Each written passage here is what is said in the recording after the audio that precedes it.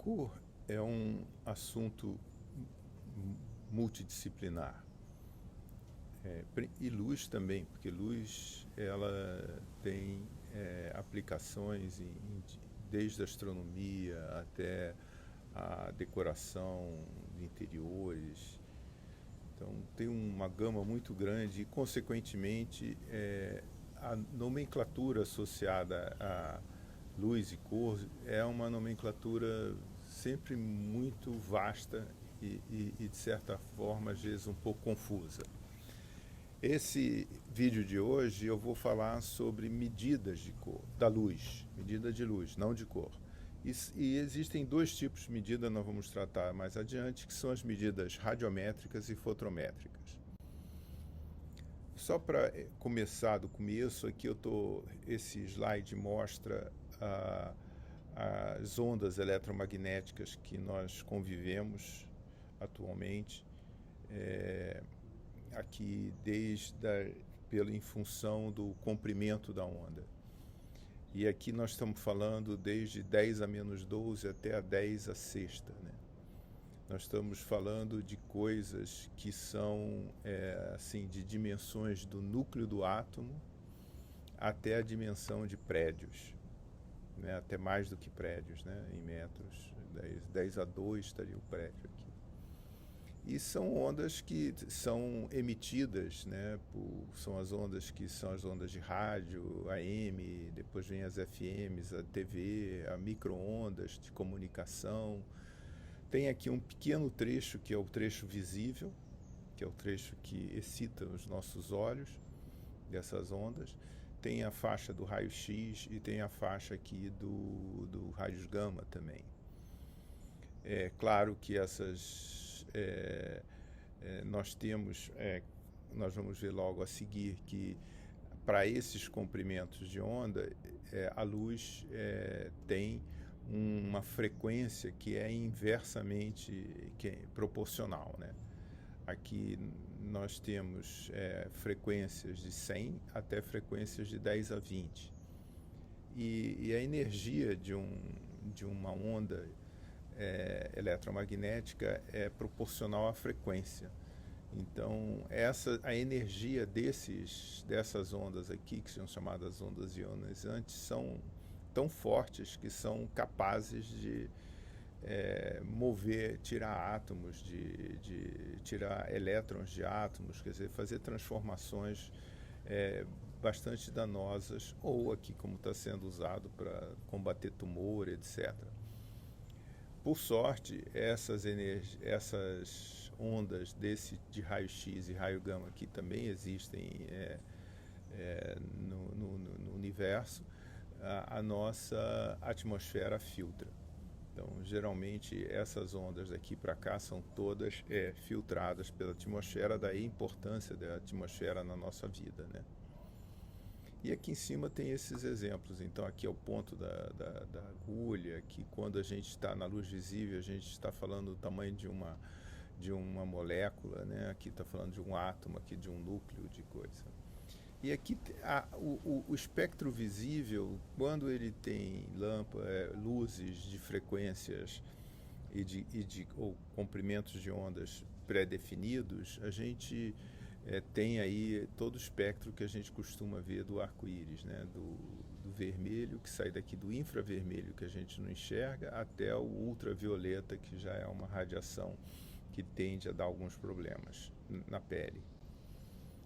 A relação entre comprimento de onda e frequência, ela vem pelo fato da onda, aqui está o comprimento da onda, aqui está o período, o tempo que demora para a onda vir desse fóton sair daqui, chegar aqui e depois fazer um ciclo igual.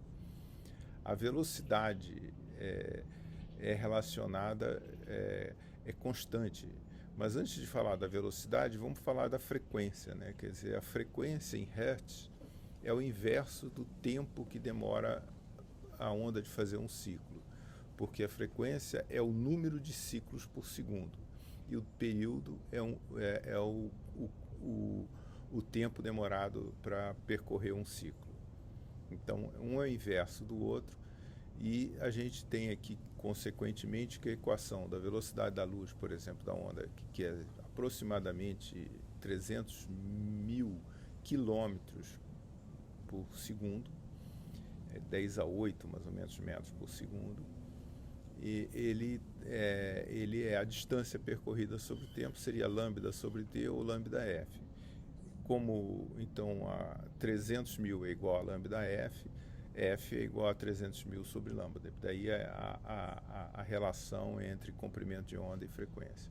Mas nem todas as fontes, quase nenhuma, aliás, são monocromáticas, ou monofrequência, ou monocomprimento de onda. Elas têm, geralmente, um espectro que diz quanto que elas têm de energia em cada comprimento de onda.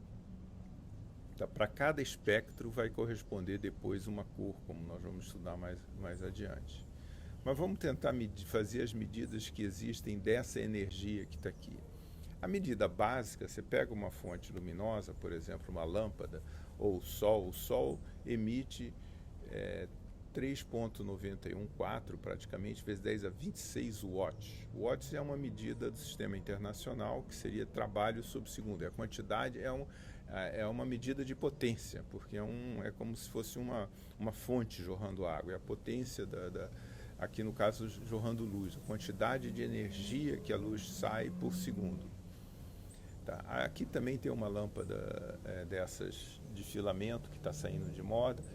Elas falam, geralmente, quando você compra uma lâmpada, eles dizem que ela é de 60 watts, 30, 80 watts, 100 watts. Na realidade, essa especificação não é a especificação da energia radiante, do fluxo radiante que ela emite. Infelizmente, essa especificação, esse watt que está aí, é quanto ele consome da rede elétrica na sua casa. Tá? Então, a transformação desse consumo de energia elétrica em energia radiante varia muito de acordo com o tipo de lâmpada. Hoje em dia, essas lâmpadas estão entrando em desuso porque elas são pouco eficientes. As novas lâmpadas de LED são muito mais eficientes que ela e conseguem produzir mais luminosidade com menos watt. Então, uma outra coisa assim, interessante a observar é que a gente, quando fala de energia radiante ou energia recebida numa superfície, claro que ela pode variar de um ponto para outro e claro que ela pode variar de uma direção para outra. Tá? Então, não é tão fácil definir quem são essas grandezas que são relacionadas aí com essa energia radiante. Tá? Existem as fontes, mas existem também as superfícies em volta da gente. E o que a gente mais vê são as superfícies de uma cena onde a luz incidiu, parte da luz que incidiu foi absorvida, digamos, pelo material, parte foi refratada se o material for transparente e parte é refletida. O que a gente vê é a parte refletida.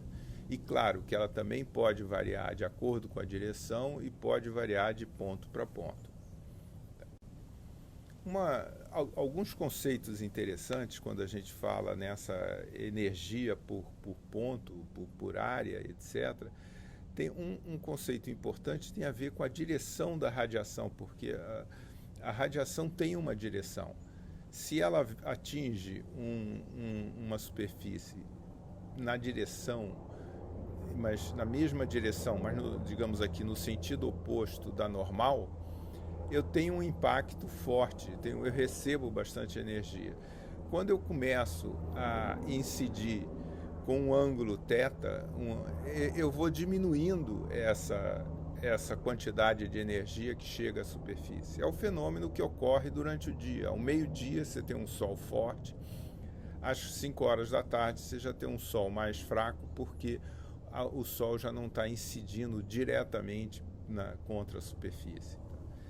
Essa medida, ela é simples, tem um modelo matemático simples que diz o seguinte: uma área como essa aqui, recebendo uma incidência, ou aqui tudo que eu falo para incidência pode ser também a área emitindo, né, como se ela fosse uma fonte de luz também, mas aqui, recebendo uma incidência por um ângulo θ em relação à direção de incidência e à direção da normal, é equivalente a uma área menor, que seria essa área aqui, que ficaria perpendicular à direção da incidência, que corresponde exatamente a cosseno θ sendo esse ângulo que está aqui. Essa área menor é tão importante que ela ganha um nome, que é o nome de área aparente, é uma nomenclatura. E na área aparente, então, ou também em inglês tem foreshortening, é uma área A vista de um ângulo θ equivalente a uma área menor, A cosseno θ, tanto para emitir quanto para receber uma radiação luminosa. Isso é um ponto importante. Aliás, esse ponto está no modelo mais simples que existe na computação de como modelar a reflexão da luz numa superfície, né? O modelo é chamado de modelo lambertiano, de Lambert, e as superfícies são lambertianas. Então, aqui diz, quando uma luz bate numa superfície, ela espalha igualmente em todas as direções. Isso geralmente ocorre com as tintas foscas que a gente tem nas paredes, por exemplo. Qualquer direção que você olha ela, a luz é a mesma, né? Quando a luz vai se inclinando, a quantidade de luz refletida diminui naquela proporção de cosseno θ, que a gente viu já na área aparente. Então, a superfície que a gente chama de lambertiana, que a gente vai usar um pouco para o início do nosso estudo, ela reflete igualmente em todas as direções e a intensidade é proporcional ao cosseno, dentro daquele conceito de área aparente. A explicação de por que uma partícula bate, vindo com uma certa direção, bate e espalha, é difícil de compreender, a não ser que a gente pense que essas partículas são fótons. Fótons são partículas subatômicas e uma superfície vista na escala de um átomo, ela não é uma coisa lisinha, por mais que seja um aço ou uma superfície bem lisa. Tá? Então, esse espalhamento se dá muito em função dessa dimensão da partícula e do seu comprimento de onda dentro das superfícies. Tá? Aqui, voltando à nossa aula de termos, né, nós temos dois termos a apresentar, um é irradiação e outro é radiosidade. Irradiação é muito utilizada em agricultura, porque define lá a quantidade de energia que você pode ter por uma plantação ou outra, a quantidade de energia recebida por unidade de área aparente. E a radiosidade serve mais para os estudos de mecânica de luz, mecânica de transporte de luz, etc., que é a quantidade de uma superfície emissora de radiação. Tá? Mas são dois termos que estão comuns dentro delas. Tá? A unidade de medida delas é watts por metro quadrado. E aqui estou escrevendo elas na forma diferencial, mas por favor não se atrapalhem com isso. A outra questão que seria interessante notar é o seguinte: vamos imaginar uma sala totalmente fechada, uma com uma janela grande e outra com uma janela pequena, no mesmo local, com a mesma iluminação. Essa sala, naturalmente, vai ser mais clara do que essa daqui, porque a janela grande vai permitir entrar mais luz. Esse conceito de que você está numa certa posição no espaço e numa certa direção, você tem um fecho de luz chegando, e esse fecho pode ser maior ou menor, remete a um conceito bem parecido com o que a gente tem na geometria de ângulo. Quando se você morasse no plano, a sua direção seriam duas retas e o ângulo seria, a quantidade, a abertura das duas retas seria medida por ângulos. Né? Lembra que a gente aprendeu que o ângulo entre duas retas, aqui entre dois raios, é o comprimento do arco dividido pelo raio. É um número adimensional que a gente chama de radianos, que varia de 0 a 2π, que é o círculo todo. Tá? Esse é o ângulo que a gente conhece já. Nesse estudo de luz, a gente é forçado a trabalhar com outro tipo de ângulo, que é o ângulo sólido. O ângulo sólido, ele ele pensa, assim como aqui, para cada ponto ele imagina um círculozinho em volta, eu imagino uma esfera em volta do ponto. E, digamos, se o pedaço da esfera que está trazendo energia, pelo qual a energia, a janelinha tem essa área A da esfera, quer dizer, a janela projetada na esfera tem essa área A pequeno, então o ângulo sólido que essa janela produz para esse ponto é A sobre R2. Também é uma medida adimensional porque área sobre comprimento ao quadrado. Esse nome é chamado de esferoradianos, que aqui a gente chama de radianos, aqui a gente chama de esferoradianos, SR. Tá, por que temos que entrar nessa álgebra? Porque à medida que é assim mais trabalhada na computação gráfica, e principalmente quando você estuda modelos de balanço de energia, etc., é trabalhar com a radiância. A radiância é o fluxo luminoso dividido pela área aparente, dividido pelo ângulo de entrada. É uma taxa de fluxo luminoso por pedacinho de área e por pedacinho de ângulo que tem. Essa radiância é chamada de watts por metro quadrado por esferoradiano, seria a unidade deles. Tá? Então, a radiância é o fluxo radiado por área, radiado ou recebido, né, emitido, por área aparente por ângulo sólido. A unidade radiométrica da radiância é o watt por metro quadrado. Agora trouxe a palavra radiométrica. Por que radiométrica? Porque tudo que a gente está falando fala do espectro da energia toda que está chegando. Nossos olhos não absorvem toda a energia que está chegando. Nossos olhos só absorvem energias eletromagnéticas de comprimentos de onda entre 380 e 780 nanômetros. E existe até uma medida assim de um olho médio humano, que é padronizado, que é a curva chamada de V de lambda, que é da sensibilidade relativa do olho. Aqui em 555 o olho absorve digamos, o máximo da energia. Depois, para as outras lâmpadas, para as outras fontes, ele absorve menos. A gente vê o amarelo e verde como muito mais claro do que a gente vê o azul. O azul tem menos luminosidade, o vermelho também tem menos luminosidade, porque não estão na posição que a gente absorve mais. Então, se você pegar uma fonte luminosa, como aqui eu tenho uma fonte que é a fonte padronizada que fala da energia do dia, né? A energia solar do lado de fora, por exemplo. Essa energia, o modelo dela é a D65. Está aqui um padrão dela. Tá? Existe aqui essa outra fonte, que é a fonte A, que é uma fonte que exatamente modela a energia da lâmpada de filamento. E aqui está em preto a nossa curva lambda. A área debaixo dessas curvas, azul e laranja aqui de cima, são o brilho que a fonte tem.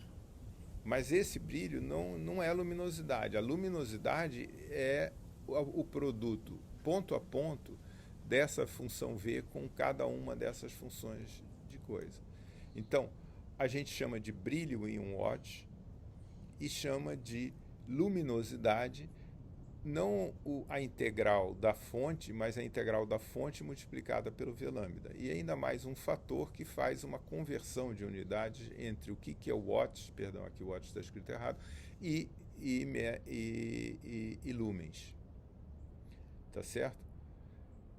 Então, é isso que nós temos aqui. Então, isso só para sintetizar nossa apresentação, o nosso papo de hoje. Nós temos as quantidades radiométricas, os fluxos, o fluxo radiante é o original, aqui ele é o multiplicado pelo V lambda. A radiosidade é a quantidade de fluxo por metro quadrado emitida, a irradiação é recebida e a radiância é metros, watts por metro quadrado por esferoradiano, ou lumens, porque aqui eu tenho lumens de fluxo, lux, que é lumens por metro quadrado, e aqui eu tenho lux por metro quadrado por esfera rodadiana. Lux por metro quadrado às vezes é chamado de candela, e aqui lux por esfera radiana é chamado de candela, e aqui temos a medida de radiância fotométrica. Então essas grandezas aqui são chamadas de fotométricas e essas são chamadas de radiométricas. Bem, era isso que eu tinha para falar hoje. Obrigado.